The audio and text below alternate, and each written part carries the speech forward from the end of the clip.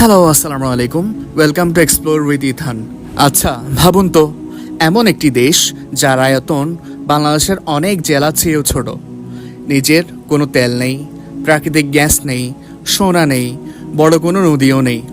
এমনকি খাবার পানির জন্য একসময় প্রতিবেশী দেশের উপর নির্ভর করতে হতো। তবুও আজ সেই দেশ বিশ্বের অন্যতম ধনী, পরিচ্ছন্ন, নিরাপদ এবং উন্নত রাষ্ট্র। দেশটির নাম সিঙ্গাপুর। কিন্তু প্রশ্ন হলো, কিভাবে সম্ভব হলো এই অবিশ্বাস্য পরিবর্তন? চলুন আজ জানি সিঙ্গাপুরের পুরো গল্প। সিঙ্গাপুরের ইতিহাস অনেক পুরনো হলেও আধুনিক সিঙ্গাপুর জন্ম হয় 1819 সালে। তখন ব্রিটিশ কর্মকর্তা স্যার স্ট্যামফোর্ড র্যাফলস এখানে একটি বাণিজ্য কেন্দ্র গড়ে তোলেন। কারণ ইউরোপ থেকে চীন বা পূর্ব এশিয়ায় যাওয়ার অন্যতম গুরুত্বপূর্ণ সমুদ্রপথের ঠিক মাঝখানে ছিল এই ছোট্ট দ্বীপটি। অল্প সময়ের মধ্যেই এটি একটি ব্যস্ত বন্দর হিসেবে পরিণত হয়। 1963 সালে সিঙ্গাপুর মালিয়া, সাবাহ ও সারাওয়াকের সঙ্গে মিলে নতুন রাষ্ট্র মালয়েশিয়া গঠন করে। কিন্তু এই সম্পর্ক বেশি দিন টেকেনি। এর পেছনে ছিল কয়েকটি বড় কারণ। প্রথমত, রাজনৈতিক মতবিরোধ। সিঙ্গাপুরের নেতা লি কুয়ান ইউ চেয়েছিলেন এমন একটি দেশ যেখানে সব জাতি ও ধর্মের মানুষ সমান অধিকার পাবে। অন্যদিকে মালয়েশিয়ার কেন্দ্রীয় সরকার মালয় জনগোষ্ঠীর জন্য বিশেষ সুবিধা বজায় রাখতে চাইছিল। দ্বিতীয়ত, অর্থনৈতিক বিরোধ। সিঙ্গাপুর চাইছিল মুক্ত বাণিজ্য, কিন্তু মালয়েশিয়ার সঙ্গে নানা অর্থনৈতিক দ্বন্দ্ব তৈরি হয়। এর সঙ্গে যোগ হয় জাতিগত উত্তেজনা এবং দাঙ্গা। শেষ পর্যন্ত 1965 সালের 9 আগস্ট মালয়েশিয়ার পার্লামেন্ট সিদ্ধান্ত নেয় সিঙ্গাপুরকে আলাদা করে দেওয়া হবে। অর্থাৎ সিঙ্গাপুর নিজ থেকে বের হয়ে যায়নি, বরং তাকে মালয়েশিয়া থেকে বের করে দেওয়া হয়েছিল। সেদিন টেলিভিশনে স্বাধীনতার ঘোষণা দিতে গিয়ে লি কুয়ান ইউ আবেগে কেঁদে ফেলেছিলেন। কারণ তিনি জানতেন সামনে অপেক্ষা করছে ভয়ঙ্কর কঠিন পথ। স্বাধীন হওয়ার সময় সিঙ্গাপুরের অবস্থা ছিল খুবই খারাপ। বেকারত্ব ছিল অনেক বেশি, দারিদ্র্য ছিল ভয়াবহ, প্রাকৃতিক সম্পদ ছিল না বললেই চলে, সামরিক শক্তি ছিল দুর্বল, খাবার ও পানির জন্য অন্য দেশের উপর নির্ভর করতে হতো। অনেকেই ধারণা করেছিলেন এই দেশ বেশি দিন টিকবে না। কিন্তু এরপরই শুরু হয় ইতিহাসের অন্যতম সফল পরিবর্তনের গল্প। অনেকেই বলেন আধুনিক সিঙ্গাপুরের স্থপতি একজন মানুষ। তিনি হচ্ছেন লি কুয়ান ইউ। তিনি বুঝেছিলেন যখন সম্পদ নেই তখন সবচেয়ে বড় সম্পদ হবে মানুষ। তাই তিনি কয়েকটি বিষয়কে সর্বোচ্চ গুরুত্ব দেন। 1. দুর্নীতির বিরুদ্ধে যুদ্ধ।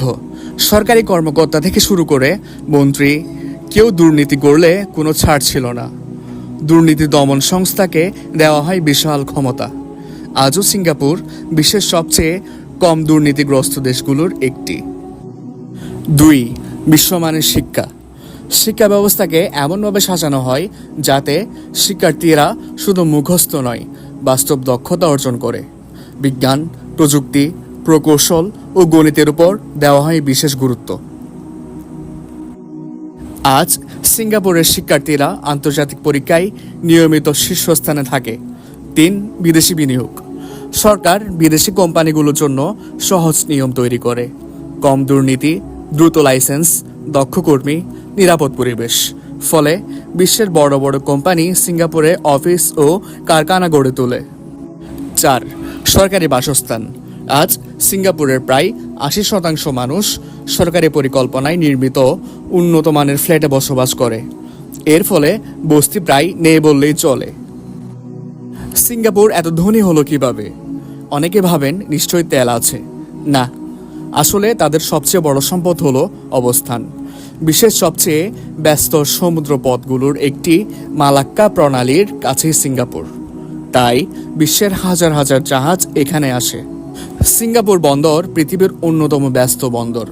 প্রতিদিন অসংখ্য কন্টেইনার এখানে আসে এবং আবার বিশ্বের বিভিন্ন দেশে চলে যায়। অনেক সময় কোনো পণ্য সিঙ্গাপুরে তৈরি হয় না, তবুও সেগুলো এখান থেকে দিয়ে যাওয়ার কারণে দেশটি বিপুল অর্থ আয় করে। সিঙ্গাপুরের চাঙ্গি বিমানবন্দর বহুবার বিশ্বের সেরা বিমানবন্দর হিসেবে নির্বাচিত হয়েছে। এটি শুধু বিমান ওঠানামার জায়গা নয়, এখানে রয়েছে বিশাল শপিং মল, সিনেমা, বাগান, এমনকি বিশ্বের সবচেয়ে উঁচু ইনডোর জলপ্রপাতও। অনেক মানুষ শুধু বিমানবন্দর দেখার জন্য সেখানে যান। আজ সিঙ্গাপুরের অর্থনীতি দাঁড়িয়ে আছে কয়েকটি বড় খাতের ওপর: আন্তর্জাতিক বাণিজ্য, বন্দর, ব্যাংকিং ও ফাইন্যান্স, তেল পরিশোধন, ইলেকট্রনিক্স, বায়োটেকনোলজি, কৃত্রিম বুদ্ধিমত্তা, ডিজিটাল প্রযুক্তি। এশিয়ার অন্যতম বড় আর্থিক কেন্দ্র সিঙ্গাপুর। বিশ্বের অসংখ্য ব্যাংক ও বিনিয়োগ প্রতিষ্ঠান এখানে রয়েছে। সিঙ্গাপুরে ব্যক্তিগত ও ব্যবসায়িক কর তুলনামূলকভাবে কম। এ কারণে বিশ্বের বহু উদ্যোক্তা ও আন্তর্জাতিক কোম্পানি সেখানে ব্যবসা করতে আগ্রহী।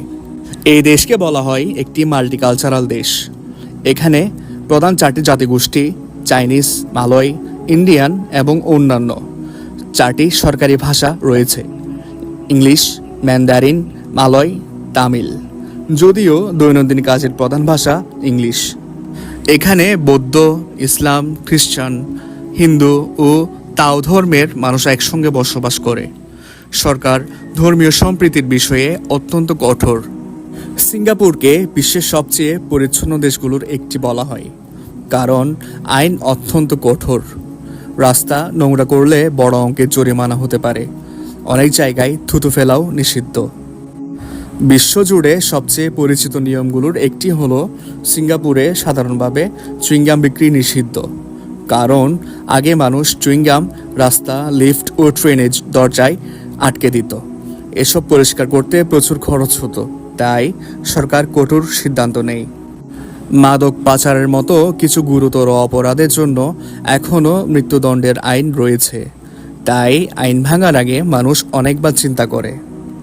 একসময় সিঙ্গাপুর পানির জন্য মালয়েশিয়ার উপর নির্ভর করত। আজ তারা বৃষ্টির পানি সংগ্রহ, সমুদ্রের পানি বিশুদ্ধকরণ এবং ব্যবহৃত পানি পুনরায় পরিশোধন এসব করে তারা নিজেদের প্রয়োজনের বড় অংশ পূরণ করছে। তাদের পুনঃপ্রক্রিয়াজাত পানিকে বলা হয় নেওয়াটার। এত আধুনিক শহর হয়েও সিঙ্গাপুরে প্রচুর গাছপালা রয়েছে, তাই একে বলা হয় সিটি ইন এ গার্ডেন। বড় বড় ভবনও ছাদেও বাগান দেখা যায়। সিঙ্গাপুরের পাসপোর্টধারীরা বিশ্বের বহু দেশে ভিসা ছাড়াই ভ্রমণ করতে পারেন। এ পৃথিবীর অন্যতম শক্তিশালী পাসপোর্ট হিসেবে সিঙ্গাপুরের পাসপোর্ট পরিচিত। এই দেশের আয়তন মাত্র প্রায় 735 বর্গ কিলোমিটার, কিন্তু ভূমি পুনরুদ্ধারের মাধ্যমে দেশটি ধীরে ধীরে আরও বড় হয়েছে। বিশ্বের অন্যতম নিরাপদ দেশ হিসেবে এই দেশ পরিচিত। এই দেশে অপরাধের হার অত্যন্ত কম। গণপরিবহন এত উন্নত যে অনেক মানুষের ব্যক্তিগত গাড়ির প্রয়োজন হয় না। গাড়ি কেনার আগে বিশেষ অনুমতিপত্র কিনতে হয়, যার দাম অনেক সময় গাড়ির দামের কাছাকাছি বা তারও বেশি হতে পারে। এতে রাস্তায় যানজট নিয়ন্ত্রণে থাকে।